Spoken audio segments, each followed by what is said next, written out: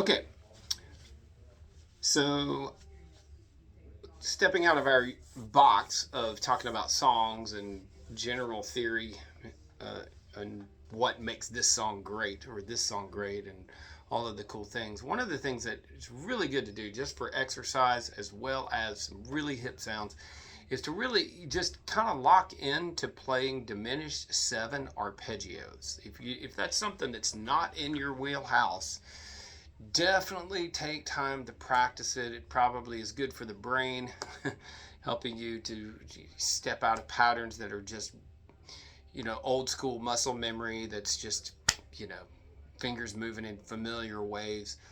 Help you kind of see the fretboard in more of a diagonal way. So a diminished seventh chord arpeggio is a 1, a flat 3, a flat 5, and a double flat 7, which is the same thing as a major sixth. It's 9 half steps. It's one of 2 symmetrical chords in all of music: minor third, minor third, minor third, and then 3 more half steps brings us back to the root again. And so we've talked about this before, but a couple of patterns for that are just play a minor third. I'm going to start on G sharp, and there's a reason why. I'm going to explain that later, but start on G sharp and go a minor third. Now, go up a half step, or go up a fret on the next string, and there we are. So minor third, then this is a minor third, and then wash, rinse, repeat. So it just moves in a diagonal line. That's the chord. Now here's the octave of where you started G sharp. Now a minor third here is different, so you got to jump an extra fret. So it's the same pattern. And come down. So now you're leading with your pinky.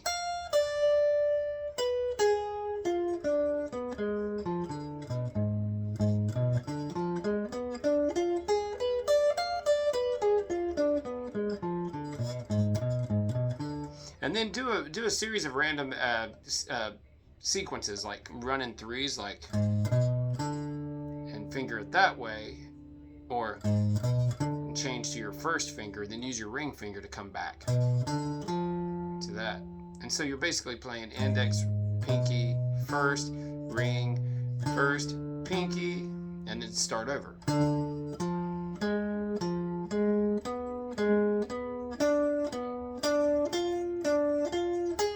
And then this time it'll be middle finger. Now going backwards. Then pinky.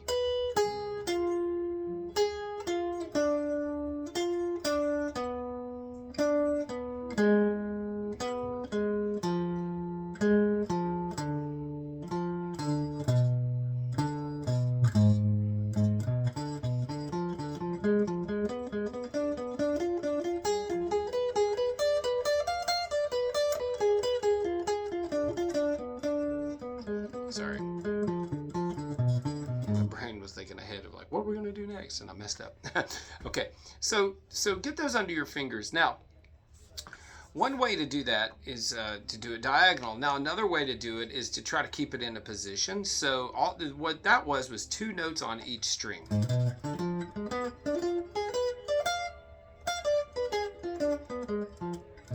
All right, cool. Now, another way to do that, it'll require that you play a string with 1 note, so you can kind of keep it all in more of a horizontal pattern. So I'm going to proceed like I was, here, here, but then I'm going to go like that. So 1 note on the D string, 2 notes on the G string, then here's my minor third here, 1 note on the B, and then I've returned to the original frets I started on. So let me do that again slowly. And go up. Now 1 note, then next string, 2 notes. Now 1 note, and then 2. So,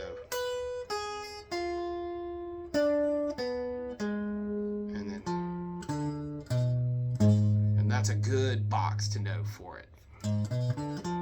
Sorry.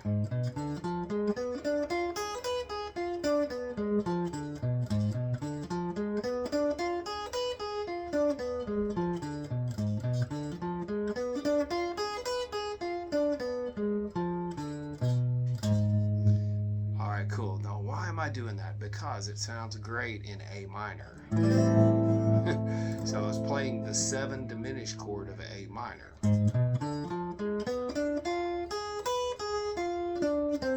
So if you're playing, even if you're playing just a minor blues jam,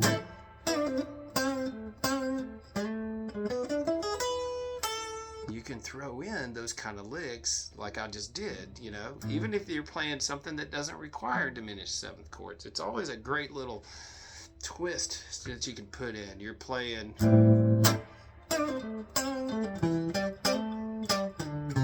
just A minor pentatonic.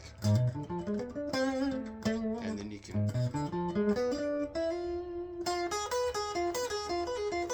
and what's kind of cool about that particular box is you can think of your minor pentatonic box and just go,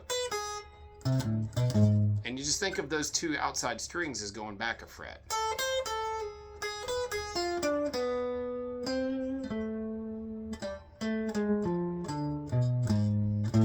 Now that's one way to use it. Now another way to use it that's really cool, let's say you're playing dominant 7, you know, A7, not A minor. Well, okay, so a diminished 7th chord, a half step up, would have your 3rd, your 5th, and your flat 7 of your A dominant 7th chord.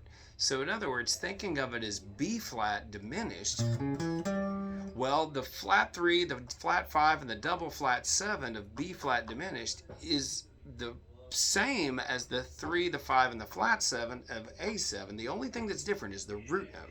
So another way you can look at it is if you see dominant 7 arpeggios like this, you know, like Pretty Woman, change the root and just don't mess with the rest. So that's a pretty hip sound over a dominant 7th, because it happens a lot of time in like jazz or jazz blues where the band plays like a 7 sharp 9 or an altered dominant chord of some sort, like augmented like 7 sharp 5 or any of those, or if they're just playing blues and you want to step outside a little bit, like, so in other words, I'm just playing A7.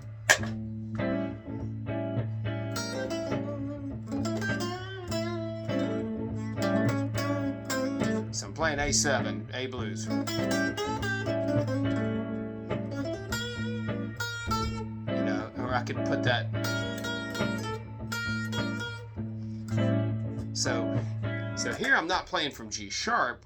It would be playing more from B flat. That's one way to think about it. So just changing the root note of the dominant 7 arpeggio to a B flat. So all the other notes, the 3, the 5, and the 7 are the same. Now another way you can think about it is you could just think of like, where's the 7 of my chord? Okay, so or my 5, or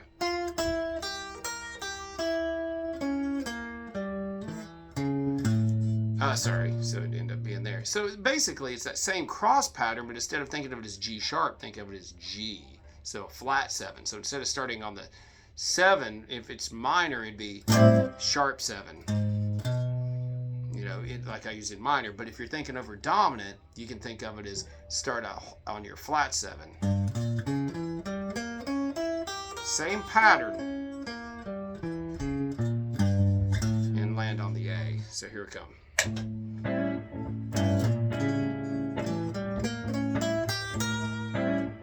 See, it ends up with the B flat in there.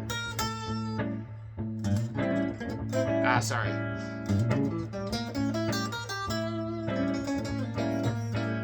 And that's just a hip sound. Anyway, have fun with that.